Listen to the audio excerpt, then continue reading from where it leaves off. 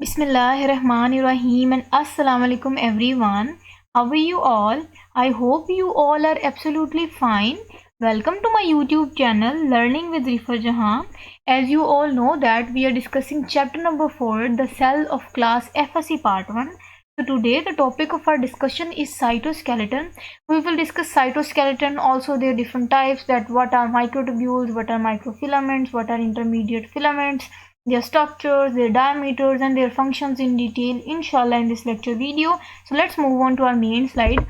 This is the main slide of our lecture. आज हमने cytoskeleton discuss करना है. उससे पहले मैं आपको थोड़ा सा इसका इंट्रोडक्शन दूंगी, फिर हम इन स्लाइड्स को रीड आउट करेंगे. सबसे पहले आप लफ्ज़ समझिए, कहते हैं कि cyto mean cell and skeleton mean ढांचा. आज हमने सेल का ढांचा देखना है कि सेल के अंदर क्या स्ट्रक्चर होते हैं. जैसे आपको पता है ना, इंसानी जिस्म के अंदर ढांचा होता है, हड्डियों का बना होता है, वो खास शेप प्रोवाइड करते हैं, स्ट्रेंथ प्रोवाइड करते हैं, मूवमेंट में हेल्प करते हैं. Same is the case with cytoskeleton. हम देखेंगे कि साइटोस्केलेटन में भी कि साइटोस्केलेटन जो है ना, वो साइटोप्लाज्म में डिफरेंट अपने फाइबर्स और फिलामेंट्स डिफरेंट स्प्रेड करके एक साइटोस्केलेटन का एक अपीयरेंस देता है, जिसकी वजह से सेल में खास शेप और उनकी स्ट्रेंथ और उनकी जो है वो मूवमेंट में हेल्प देखी गई. क्लियर है. अब जैसे जैसे हम पॉइंट्स रीड आउट करेंगे, उनकी डिफरेंट टाइप्स की जो डिटेल है मैं आपके साथ शेयर करूंगी, फिर मैं मजीद पॉइंट्स आपके साथ क्लियर करती जाऊंगी. पहला पॉइंट देखते हैं वो कि ये है कि these cytoskeleton fabric and intermediate filaments are found in cytosol of the cell. Cytosol कहते हैं साइटोप्लाज्म. कहते हैं कि ये जो साइटोस्केलेटन है ना, जैसे आपको पता है इंसानी जिस्म जो है वो हड्डियों का बना होता है, इसी तरह कहते हैं जो साइटोस्केलेटन है वो डिफरेंट फैब्रिक्स या फिलामेंट्स का बना होता है, जाल होता है, धागे नुमा स्ट्रक्चर होता है, जो अगर मैं नेचर की बात करूँ तो वो प्रोटीन इन नेचर होते हैं, और वो साइटोप्लाज्म में कहते हैं स्प्रेड होते हैं. क्लियर है. ऐसा ढांचा है जो साइटोप्लाज्म में स्प्रेड होता है और फिर स्पेसिफिक उसको शेप दे रहा होता है सेल को. क्लियर है. नेक्स्ट पॉइंट डिस्कस करते हैं. कहते हैं कि 3 types of cytoskeleton are present in cells. के 3 टाइप्स के साइटोस्केलेटन होते हैं. मैंने इंट्रोडक्शन में नेम भी ले लिए, उनकी डिटेल जब हम डिस्कस करेंगे तो मैं आपके साथ उनकी मजीद डिटेल शेयर करूंगी. नेक्स्ट पॉइंट है कि the proteins that are present in cytoskeleton are.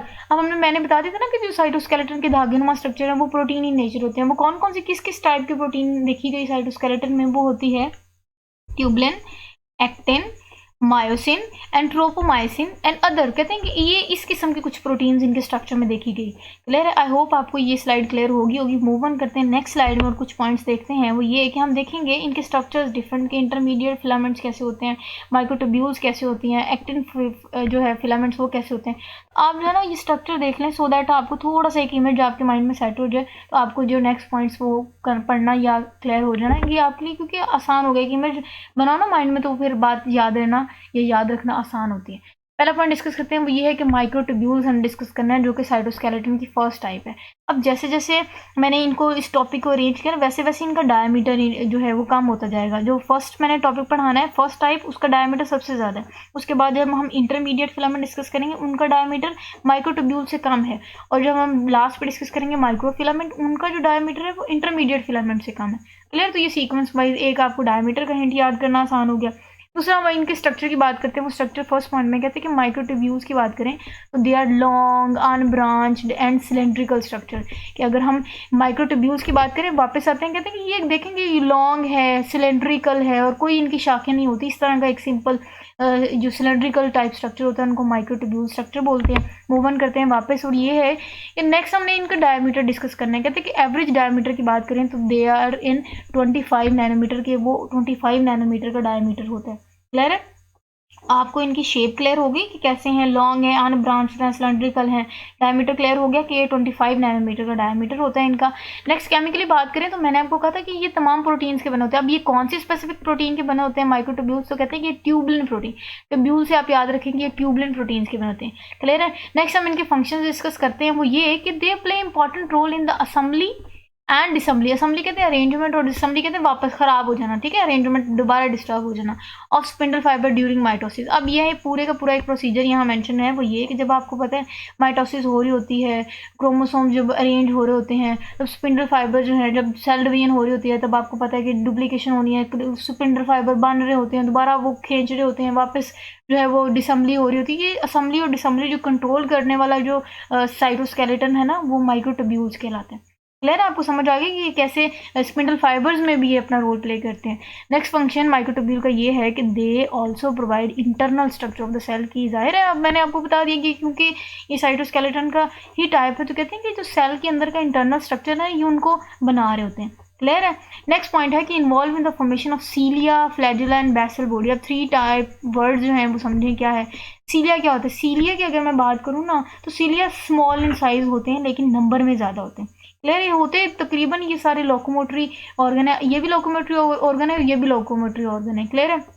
लेकिन अब इसकी स्पेसिफिकली थोड़ा सा इनमें डिफरेंस है, वो ये कि जो सीलिया होता है वो साइज में छोटा होता है, नंबर में ज़्यादा होता है, लेकिन जो फ्लैजिला होता है वो साइज में लंबा होता है लेकिन आप कह सकते हैं नंबर में कम होता है। क्लियर है। और होते ये दोनों लोकोमोटरी ऑर्गन है। बेसल बॉडी कहते हैं ऐसी बॉडी जहाँ से मतलब ऐसा आप कह सकते हैं स्ट्रक्चर, ऐसा राउंडेड स्ट्रक्चर जहाँ से सीलिया या फ्लैजिला ने ओरिजिनेट होना होता है, उस स्ट्रक्चर को हम बेसल बॉडी कहते हैं।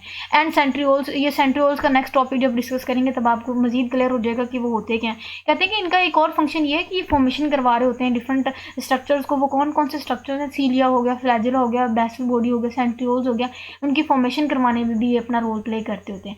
लास्ट पॉइंट है वो ये इस स्लाइड का कि they are involve in supporting of the cell. जाहिर है आपको पता है साइटोस्केलेटन, मैंने आपको पहले बता दिया कि साइटोस्केलेटन मीन ये ढांचा है, तो जाहिर है ये सपोर्ट में भी प्रोवाइड कर रहा होता है, सपोर्ट सिस्टम भी ये सपोर्ट प्रोवाइड करता है, तो ये भी एक माइक्रोट्यूब्यूल का फंक्शन हो गया। क्लियर, आई होप आपको माइक्रोट्यूब्यूल्स भी बहुत अच्छे से क्लियर हो गई होंगी। लास्ट में हम एक क्वेश्चन डिस्कस करते हैं, वो ये कि what are the physiological differences among microtubules, microfilament and intermediate filament. ये शॉर्ट क्वेश्चन यहाँ मेंशन है, लेकिन जब हम सारा लेक्चर रीड आउट करेंगे तो आपको प्रॉपर नोट्स भी मिल जाएंगे। मेरी यही कोशिश होती है और इंटरेस्टिंग और कलरफुल नोट्स आपके लिए मैं इसलिए बनाती हूँ सो दैट कि आपका इंटरेस्ट डिवेलप हो और आप जो है वो अच्छे से याद कर सकें। क्लियर है। हमारा फर्स्ट टाइप साइटोस्केलेटन की होगी, उसका फंक्शन भी देख लिया, साइज भी देख लिया, डायमीटर भी देख लिया, आप एमसीक्यू पॉइंट ऑफ व्यू से भी तैयारी कर सकते हैं। नेक्स्ट हम मूव ऑन करते हैं अपनी स्लाइड पर और देखते हैं कि वहाँ नेक्स्ट टाइप ऑफ जो है साइटोस्केलेटन वो कौन सी है। इंटरमीडिएट फिलामेंट बेटा हमने डिस्कस करना है कि इंटरमीडिएट फिलामेंट क्या आता है। मैंने कहा था उससे कम डायमीटर होगा। जाहिर है जब हम पीछे डायमीटर डिस्कस करके आए वो 25 था, यहाँ आप डायमीटर देख लें कि दे आर 10 to 8, ये मतलब रेंज करते हैं 8 से लेकर 10 नैनोमीटर के दरमियान इनका डायमीटर होता है। अब अगर फर्स्ट पॉइंट देख ले कि they have diameter in between those microtubules and microfilament. मैंने आपको कह दी क्योंकि सेंटर में, इसलिए इनका जो डायमीटर है ये रेंज करता है between microtubules and microfilament. Clear है। उसके बाद इनकी फंक्शन की बात करें तो कहते हैं कि इनका बहुत इंपॉर्टेंट रोल होता है कि ये मेंटेन करता है सेल शेप। अगेन आपको यहाँ जब मैंने बता दिया कि ये टाइप है साइटोस्केलेटन की, तो आपको पता है कि ये जाहिर है स्केलेटन है, शेप भी प्रोवाइड करेगा, स्ट्रेंथ भी प्रोवाइड करेगा। ठीक है, तो ये यहाँ आप ये भी कह सकते हैं कि ये सेल को क्या करता है, ये उनकी शेप मेंटेन करने में जो माइक्रोफिलामेंट्स हैं वो अपना रोल प्ले कर रहे थे। क्लियर है। नेक्स्ट पॉइंट डिस्कस करते हैं वो ये अच्छा and integration of cellular component of the cell. कहते हैं कि बहुत सारे सेलुलर कंपोनेंट्स की जो इंटीग्रेशन है उनमें भी अपना रोल प्ले करते हैं। अब इंटीग्रेशन कहते हैं आपस में इकट्ठा रखने में, उनको जोड़े रखते हैं। जैसे आपको पता है ना कि हमारी जैसे मेरा बाजू है उसने मेरे हाथ को मेरे जिस्म के साथ जोड़े रखा है, इसी तरह जो माइक्रोफिलामेंट्स होते हैं ना वो डिफरेंट सेल के जो आप कह सकते हैं कंपोनेंट्स को जोड़े रखने में हेल्प आउट करते हैं। क्लियर है। दोबारा मैं रिपीट कर देती हूँ इनका पिछले कंपैरिजन भी, ताकि आपको वो भी याद रिवाइज हो जाए और ये भी आपको याद हो जाए। जो माइक्रोट्यूब्यूल्स है ना उनका हमने फंक्शन देखा था कि वो स्ट्रेंथ प्रोवाइड करते हैं। ठीक है, वो सपोर्ट प्रोवाइड कर रहे होते हैं। और इनका क्या फंक्शन है, ये जो है वो सेल को शेप प्रोवाइड करते हैं। क्लियर है, क्योंकि ये डिफरेंट टाइप्स है ना तो ये डिफरेंट फंक्शन परफॉर्म करेंगे। नेक्स्ट हमने ये भी देख लिया कि ये सेल को जो डिफरेंट कंपोनेंट्स उनको जोड़े रखने में भी हेल्प करता है। नेक्स्ट कहते हैं they involve in axon formation of nerve cell, कि जब नर्व सेल है उनमें जो एक्सोन फॉर्मेशन है उनमें भी इनका बहुत इंपॉर्टेंट रोल होता है। क्लियर, आई होप आपको साइटोस्केलेटन की सेकंड टाइप भी बहुत अच्छे से समझ आ गई होगी। अब नेक्स्ट मूव ऑन करते हैं और अपनी स्लाइड पर देखते हैं कि नेक्स्ट क्या है। नेक्स्ट है बेटा साइटोस्केलेटन की लास्ट टाइप जो कि है माइक्रोफिलामेंट।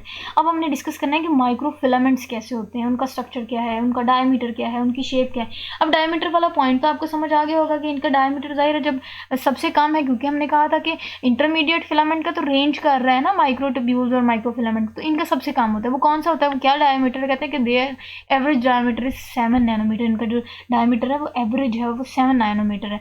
अब पहला पॉइंट देख लें कि माइक्रोफिलामेंट्स आर मोर सिलेंड्रिकल, ये ज़्यादा सिलेंड्रिकल होते हैं स्ट्रक्चर में, शेप में। क्लियर है। नेक्स्ट देखें केमिकली बात करें तो कहते हैं कि chemically they are made up of contractile protein, जिसको एक्टिन प्रोटीन कहते हैं। तो माइक्रोफिलामेंट एक्टिन प्रोटीन की बने, मैं दोबारा रिवाइज करवा देती हूँ। जो माइक्रोट्यूब्यूल्स थे वो ट्यूबुलिन प्रोटीन के बनते हैं, which are linked with the interface of the plasma membrane. कहते हैं कि प्लाज्मा मेम्ब्रेन के अंदर डिफरेंट जगह पे स्प्रेड होते हैं, जो उनको इंटरलिंक करने के लिए या लिंक्ड रखने में ये कॉन्ट्रैक्टाइल प्रोटीन्स जो हैं वो हेल्प आउट करते हैं। क्लियर है। नेक्स्ट अब हमने माइक्रोफिलामेंट्स के कुछ फंक्शंस डिस्कस करने हैं। पहला फंक्शन बेटा इनका बहुत इंपॉर्टेंट है, वो ये कि they are involve in internal cell movement. अब जो सेल के अंदर के जो मूवमेंट है ना उनको कंट्रोल करते हैं ये। अब जैसे आपको पता है, मैंने आपको इंसानी ढांचे की एग्जांपल दी, वो एक खास जब शेप मेंटेन करेंगे तो वो हमें मूवमेंट में भी हेल्प करते हैं। यही वजह है कि जो कहते हैं कि जो माइक्रोफिलामेंट है उनका बहुत इंपॉर्टेंट फंक्शन है कि ये सेल मूवमेंट में बहुत इंपॉर्टेंट रोल प्ले करते हैं। 3 बेसिकली बेटा फंक्शन होते हैं, एक सपोर्ट, दूसरा हमने बात की थी कि स्ट्रेंथ या कह सकते हैं मूवमेंट या शेप, और लास्ट में हमने डिस्कस की थी कि ये सपोर्ट प्रोवाइड करते हैं। माइक्रोट्यूब्यूल्स जो है ना वो सपोर्ट प्रोवाइड करते हैं, जो इंटरमीडिएट फिलामेंट है वो उनकी शेप को मेंटेन रखते हैं, जो माइक्रो फिलामेंट है ना वो बेटा सपोर्ट प्रोवाइड करते हैं। क्लियर है। अब मूवमेंट भी देख ली। अब नेक्स्ट पॉइंट है, कहते हैं कि they are involve in cyclosis. Cyclosis कहते हैं जो मूवमेंट होती है, साइक्लोसिस कहते हैं कि सेल के अंदर जो साइटोप्लाज्म की मूवमेंट ना, जो सेल मूवमेंट साइटोप्लाज्मिक मूवमेंट है उसको साइक्लोसिस बोलते हैं। एंड अमेबॉइड मूवमेंट, अमेबॉइड मूवमेंट कौन सी है? अब अमेबा की बात करें तो अमेबा एक ऐसा ऑर्गेनिज्म है जिनकी बॉडी में ना सीलिया होता है ना फ्लैजुला होता है, वो अपनी बॉडी से ही मूव करते हैं। तो कहते हैं कि ये क्योंकि इनका फंक्शन है कि ये मूवमेंट में या मोशन में हेल्प आउट करते हैं, कहते हैं इनकी मोशन की बात करें तो ये जो साइक्लोसिस करवाते हैं ना वो अमेबॉइड मूवमेंट होती है, खास किस्म की मूवमेंट होती है जो बॉडी एक खास मूवमेंट परफॉर्म करे तो उनको कहते हैं, तो ये स्पेसिफिकली उन्हें अमेबॉइड मूवमेंट बोलते हैं। लास्ट पॉइंट है इस स्लाइड का वो ये कि they are involve in supporting of the cell, की ये सेल को सपोर्ट प्रोवाइड करते हैं। क्लियर है। आई होप आपको बहुत अच्छे से समझ आई होगी इन तमाम साइटोस्केलेटन की टाइप्स की, इनके क्या स्ट्रक्चर था, इनके क्या डायमीटर्स थे और इनके क्या फंक्शंस थे, वो हमने डिटेल से डिस्कस किए। बहुत आसान notes, interesting colourful notes provide कर दिए ताकि आपका इंटरेस्ट डिवेलप हो और आपको जो है वो कॉन्सेप्ट्स डिवेलप करने में बहुत आसानी हो। आई होप आपको बहुत अच्छे से समझ आई होगी। This is all about our today's lecture video. अपना बहुत सारा ख्याल रखिएगा, दुआओं में मुझे याद रखिएगा। अगर कुछ क्वेश्चन आपने पूछना है आप कमेंट सेक्शन में ज़रूर पूछ सकते हैं। ओके देन, अल्लाह हाफिज़ एंड स्टे ब्लेस्ड।